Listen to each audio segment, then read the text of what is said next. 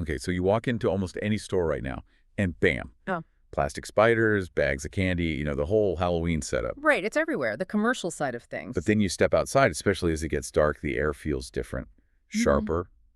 Yeah. There's something else there, right? Something much older. Exactly. That's the feeling. It's like the usual rules feel a bit suspended for the night. And that feeling, that sort of older, deeper energy running underneath all the modern fun, that's what we're getting into today. That's the core of it. We're looking past the costumes, beyond the trick-or-treating, to understand what this time of year really meant, historically, culturally, Yeah. maybe even metaphysically. Right. We're treating this not just as, one holiday, but more like a global thing, a recurring moment in the year. Yeah, a cyclical threshold. Our sources often call it the time when the veil grows thin. It's this powerful archetype that pops up all over the place when autumn deepens. So our mission, for you listening, is to really unpack why. Why has humanity, across so many cultures, marked this specific time? What's the connection between Celtic fires, Mexican altars, and maybe even our own psychology? We're aiming to connect those dots, and it starts with this core idea, this veil. Okay, let's define that. The veil. It's a great metaphor, but what are we actually talking about? Is it like a literal thin spot between worlds, or is it more in our heads? Well, that's the fascinating part. It seems to be treated as both. Energetically, you could see it as this membrane between the world we see, the living world, and the unseen one, the realm of spirits, ancestors, the departed. And physically, the world is changing. Days getting shorter, nature pulling back. Exactly. The earth goes dormant, prepares for winter. And the idea is that we humans kind of mirror that. We turn inward. And as that happens, the boundary may be between conscious and unconscious, or life and death, or even just the known and the unknown. It becomes more permeable. Thin as a spider's web, as the source put it. Yeah, allowing for, well, communication, or at least the feeling of potential communication. It's the natural world changing its state, and maybe our state changes with it. That dual aspect, outer world reflecting inner world, that's really key. Okay, so let's trace this back historically. Where does the Western tradition really start? We have to talk about Samhain, right? Absolutely. To get Halloween, you first need to understand the ancient Celts and Samhain. And it's pronounced roughly S-O-W-N, sometimes S-A-H-Win. Got it. S-O-W-N. And for the Celts, this wasn't just another festival. It was huge. It was the turning point, not just a holiday. It was literally the end of the old year and the start of the new one. Which is kind of weird when you think about it. Starting the new year, right when everything seems to be dying off. Yeah. Not exactly spring blossoms. No, it's rooted in a different kind of reality, maybe a harsher one. Their year didn't turn on the promise of new life, but on the acceptance of decay and darkness. Samhain meant the harvest was done, the animals were brought down from pastures. Time to bunker down for winter. Exactly. Time to prepare for the lean, dark months. So the new year began with facing limitations, facing the cold, facing the dark. It was about survival planning based on acknowledging the cycle of life and death. Starting the year by looking darkness in the face. Yeah. That must shape how you see everything else. It feels like it builds death right into the system, not as an interruption, but as part of the process. That integration is absolutely central, and it connects directly to their beliefs about who or what was active on this night. We're talking about the AOC. The AOC, that's A-O-S, S-I. How do you say that? Roughly is she, the people of the mounds or the fairy folk, but not like Tinkerbell. Right, the sources make a big distinction there. These weren't just like mischievous little sprites from later stories. Not at all. There was serious stuff at stake. The AOC were seen primarily as the ancestors, but powerful ancestors, almost like spirits of the land itself. Guardians. Guardians of what? Of the land, of tribal memory, of wisdom needed for survival. Getting their goodwill was crucial. It meant protecting the stored grain, keeping the cattle healthy through winter, and maybe even getting some insight, some guidance for the tough times ahead. Okay, so they weren't just ghosts to be scared of. They were potential partners, or at least powerful forces you had to negotiate with. Partners is a good way to put it. Invisible elders whose cooperation was vital. So Samhain wasn't just about being spooky, it was a focused effort to maintain a good relationship with the other side, with the past generation. That makes the rituals make so much more sense. They weren't just random traditions. No, very deliberate. The landscape itself became part of the ritual. Think about the huge bonfires on the hilltops. Right, the fires, what were they for? Just light? Multiple things. Cleansing, maybe burning away the old year's negativity. Protection, definitely creating circles of light against the darkness and whatever malice might be out there. And also, perhaps, a beacon. But this light was balanced by something else at home. Hospitality. Leaving food out. Actual food and drink left on the doorstep or the threshold. It was a direct offering, a welcome gesture for the ancestors or spirits believed to be wandering that night. Like a welcome mat and a meal for the unseen visitors. Exactly. Show them respect and hospitality and hope for their favor in return. It was almost like a diplomatic gesture across that thin veil. And if the veil is thin Yeah. and the ancestors are close, that makes it the perfect time for trying to figure out the future, right? Divination. Absolutely. If anyone knew what was coming, it would be those who'd already crossed over. So Samhain was prime time for seeking advice, for glimpsing destiny. What kind of stuff did they do? The rites often focus on really immediate concerns. Will I survive the winter? Will I find a partner? Will we have luck? Things like casting mark stones into the bonfire and then interpreting their position or condition the next morning. Okay, reading the stones. What are the apples? That always seems a bit random for such a serious night. Apples were potent symbols for the Celts. If you cut one sideways, the seeds make a five-pointed star, a pentagram, linking it to, magic and hidden knowledge. Ah, okay. So how are they used for divination? A common one was trying to peel an apple in one continuous strip. If you managed it, you'd throw the peel over your shoulder, and the shape it landed in was supposed to show the initial of your future spouse. Huh. And mirrors. Gazing into mirrors. Yeah, another classic. Trying to catch a glimpse of the future or maybe the face of who you'd marry. All these methods were ways to sort of pull information through that permeable boundary that Samhain represented. So wrapping up the Celtic part, Samhain wasn't about sheer terror. It was this really structured, necessary conversation between the living and the dead, between the present and the past. Exactly. It was about integrating the wisdom of those who came before to help navigate the future. Acknowledging that connection was vital for survival. The dead weren't gone. They just needed to be addressed properly when the boundary allowed. What strikes me is how this core idea that death isn't a final wall, that the boundary gets porous, isn't just Celtic. It seems to pop up everywhere. It really does. When you look globally, you find different cultures, different continents echoing the same basic intuition, especially around seasonal changes. It suggests it's a really deep human response. Okay, let's track that. What about the Romans? When they encountered the Celts, did they have anything similar? They did have ways of dealing with the dead, though maybe with a different flavor. They had Lemuria, for instance. Right. But it was in May, in the spring. Spring, so different timing. Was the feeling different too? Samhain was about dialogue almost. What was Lemuria about? Lemuria seems to have been much more about appeasement, specifically appeasing restless or potentially harmful spirits, the lemurs. These were maybe the unhappy dead, the unburied spirits that could cause trouble. So less about welcoming ancestors, more about placating potentially angry ghosts. Pretty much. The rituals were focused on getting rid of them, essentially. The head of the household would get up at midnight, walk barefoot, make specific hand gestures, and throw black beans. Black beans? Seriously, why black beans? Over the shoulder 9 times. It was symbolic, like a ransom. He'd say something like, "With these beans I redeem me and mine." The idea was maybe the spirits would get busy with the beans. Distracted. Yeah, distracted or satisfied by the offering, allowing the living to do prayers and kind of ritually cleanse the house, wash their hands, and send the spirits away. It feels more fearful, more about keeping distance. That's a huge contrast with the Celtic hospitality. Fear versus dialogue. Okay, let's jump across the Atlantic. Dia de los Muertos in Mexico. The feeling there is completely different again, right? So vibrant. Oh, totally different energy. Dia de los Muertos is this amazing blend, a syncretism of indigenous Aztec traditions honoring ancestors, which used to happen over longer periods, and Catholic holy days, especially All Souls Day. And the result is this explosion of color, music, skulls, marigolds. But the core idea is still there. The dead return. Absolutely.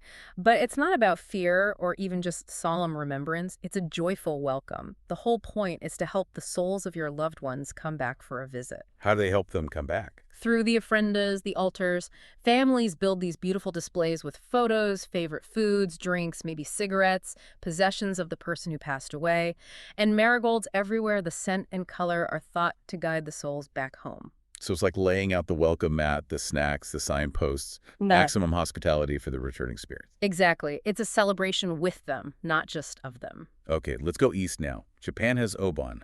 How does that fit this pattern? Obon, usually in August, also involves ancestors returning, but the key feeling there might be more about guidance. Guidance. How so? There's this belief that the spirits come back to visit their families for a few days, and a really iconic part is at the end, the Trush floating lanterns. Ah, I've seen pictures of that. Beautiful. They float them on rivers. Yeah, or out to sea. These lanterns are like beacons. They help guide the souls back home, first to the family visit, and then, crucially, back to their own realm afterwards. It's about ensuring they make the journey safely, both ways, loving guidance. So managing the transition across the boundary. And Yeah. what about African traditions? The outline mentions something about the ancestors being seen differently there. Yeah, that's a really important point. In many African spiritual traditions, the connection isn't just seasonal or when the veil thins.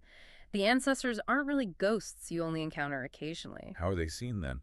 More like living elders who just happen to reside in the invisible realm. They are considered active, ongoing participants in the life of the family and the community. So consulting them isn't a special occasion, it's just part of life. Pretty much.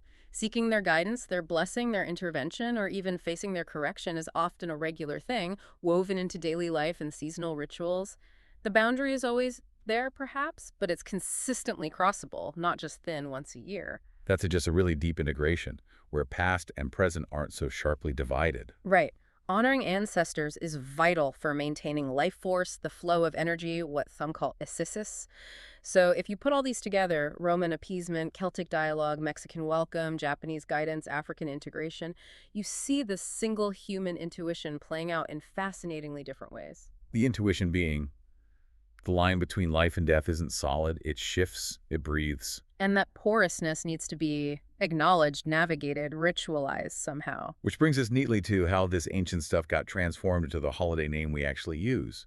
How did Christianity deal with something as potent as Samhain? Well, you know the saying, if you can't beat 'em, join 'em. It was kind of like that, but more like baptize 'em. Yeah. Christianity met these powerful, deep-rooted pagan traditions, especially Samhain, which was just too central to ignore or abolish. So they have absorbed it. They absorbed and reframed it. They overlaid Christian meanings onto the existing time frame. It was a strategic move, really. Shifting the focus from potentially problematic spirits to saints and approved souls. Exactly. That's how we ended up with the Hallowmas triptych. This structure of 3 consecutive days really solidified around the 8th century, thanks in part to Pope Gregory III. It was designed to capture and redirect the energy of that Samhain period. Okay, break down the triptych for us. 3 days. Right. It kicks off on the evening of October 31st, that's the vigil, the night before the main event. All Hallows Eve, Hallows meaning holy ones or saints. All Hallows Eve, Halloween. Got it. So that's night 1. Then November 1st is All Saints' Day. This was dedicated to honoring all the officially recognized saints and martyrs of the church. Big feast day. Okay. And the 3rd day. November 2nd became All Souls' Day. And this one is really key for understanding the transition. All Souls' Day was specifically for praying for all the faithful departed Christians, especially those believed to be in purgatory. Ah, purgatory, the waiting room between earth and heaven. Why was that idea so important here? Because purgatory created a theological need for the living to interact with the dead. If souls were stuck there, being purified, the prayers and actions of people still alive could supposedly help them speed up their journey to heaven. So unlike the Roman fear or the Celtic dialogue, this is about active intervention from the living to help the dead. Yes. And this need fueled a specific medieval practice called souling. Souling. Okay, I've heard this is where trick-or-treating comes from. How did that work? It's a fascinating bridge. People, often the poor or children, would go door to door around Hallowmas time, usually All Souls' Day or the eve before. They weren't demanding candy, though. What were they doing? They were offering a service, a spiritual service. They'd offer to pray for the souls of the dead relatives of that household, praying specifically for those maybe stuck in purgatory. Okay, offering prayers for the family's dead. And in return, The homeowner would give them soul cakes. These were small cakes, often spiced, sometimes marked with a cross. so it's an exchange. Prayers for cakes. Exactly, a solemn exchange, spiritual help for material sustenance. And eating the cake was sometimes seen as symbolically helping a soul out of purgatory. It was serious business. That's a world away from trick-or-treat, but you can absolutely see the skeleton of the ritual there, can't you? Going door to door, receiving a food item. The structure survived, even as the meaning shifted dramatically. The sources suggest that even today's kids in costumes are unconsciously echoing that older practice of exchange at the threshold. The masks might have changed, the purpose feels different, but the pattern of visiting Offering something, even if it's just the implied trick, and receiving a gift persists. It's like the ritual DNA is still active under the surface.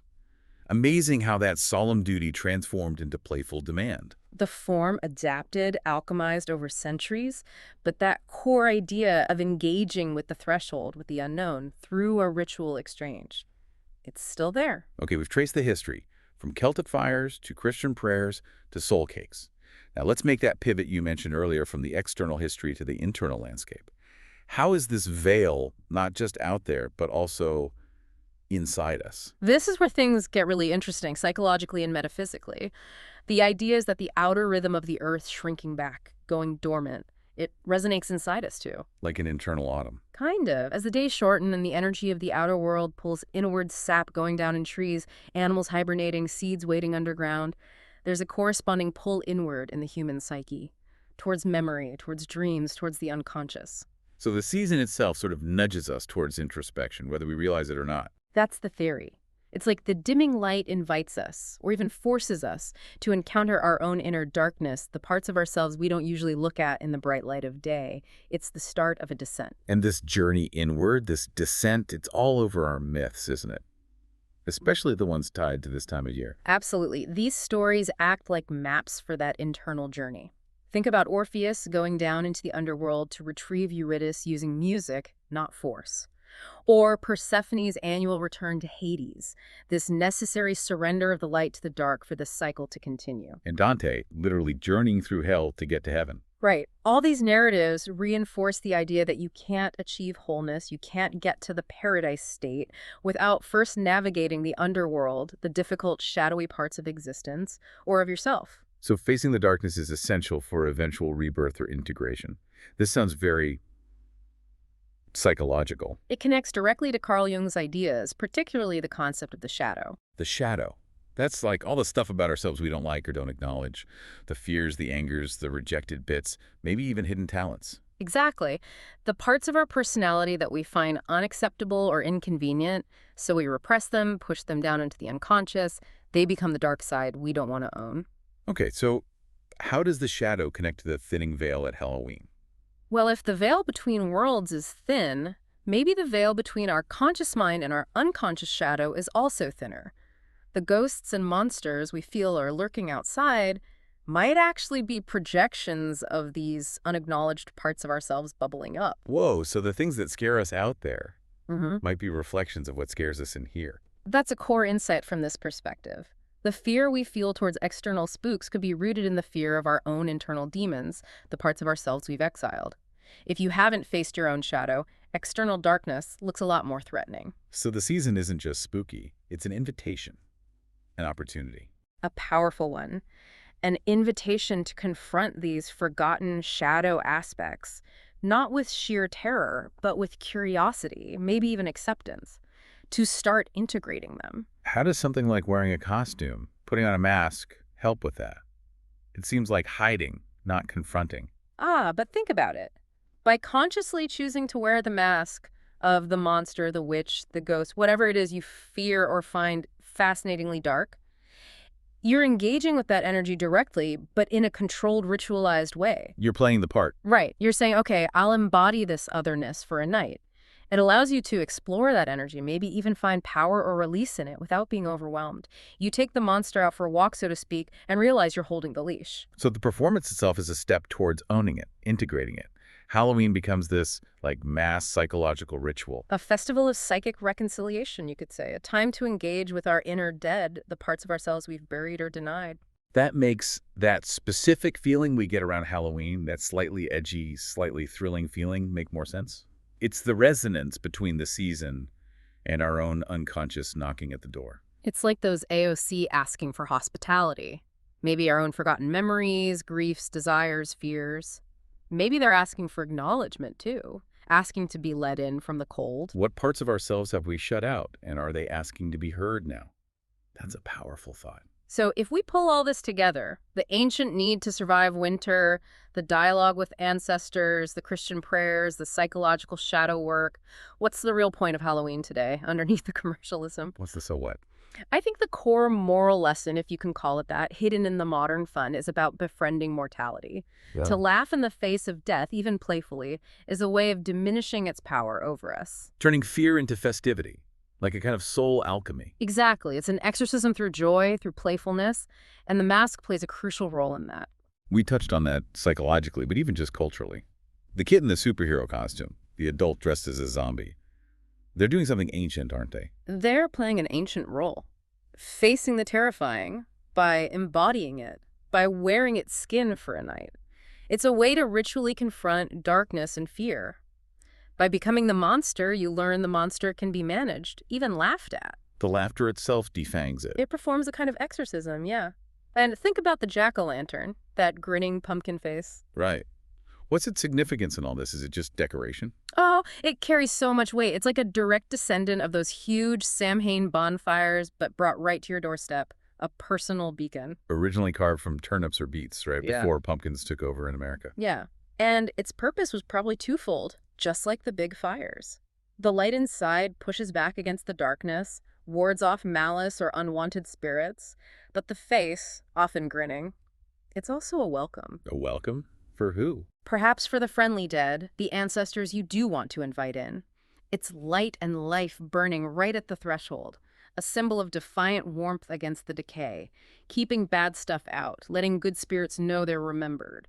So if we try to boil it all down, stripping away the candy wrappers and plastic fangs, what's the real heart of All Hallows Eve? Is it fear? I think the sources point towards something else. Not fear, but fidelity. Fidelity to what? Fidelity to those who came before. Fidelity to the cycles of nature, life, death, renewal. Fidelity even to the darkness that's a necessary part of that cycle. This idea of moral continuity you mentioned. Yeah. That our identity depends on acknowledging the whole chain, past and present. Exactly. Recognizing that the dead aren't just gone. Their lives, their struggles, their wisdom, that's the foundation we stand on. Remembering them, telling their stories, maybe even just lighting a candle. It's an act that keeps that chain unbroken. It's extending hospitality across time. And the danger then is forgetting. If a society tries to ignore death, pretend it doesn't happen, The insight seems to be that a culture that denies death becomes secretly obsessed by it, haunted in a different way. If you refuse to look back, refuse to honor the roots, you lose your grounding. Forgetting the dead, ultimately, is forgetting a part of ourselves. so acknowledging the whole cycle, including the end, is actually what affirms the value of life itself. It keeps the wisdom flowing, it connects us, it brings us back full circle, really, from those ancient Celts managing survival and memory around their fires, to us today, maybe just pausing for a moment in the midst of the noise, feeling that connection. That deep script, light versus dark, life dancing with death, it's still playing out, even under layers of modern tradition. So we've covered a lot of ground here. From Samhain, the Celtic New Year focused on survival and ancestors, through the Christian reframing into Hallowmas, praying for souls, and landing on the psychological need to face our own inner shadow. It's really a story of how traditions adapt and carry meaning forward.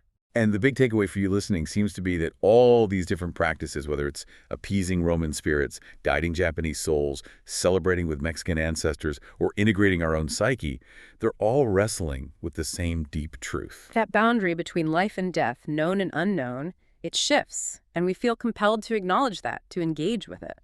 So as we wrap up, maybe a final thought to leave you with. Something drawn from all this. Just this. Remember that the veil isn't only out there between worlds, it's also in here, inside your own heart, your own mind. Behind every memory, there might be a kind of spirit, a presence. Behind fears, maybe there's wisdom we haven't unlocked yet. So honoring this time, All Hallows Eve, isn't just about costumes or history. It's about embracing the full circle, the seen and the unseen, the living and the remembered. So maybe when things get quiet later tonight or sometime this season and that candle flickers, take a moment. Yeah. Notice those quiet presences, memories, feelings, ancestors maybe who haven't really left. And ask yourself, what parts of your own story, your own self, are waiting for you to show them a little fidelity and welcome them back in?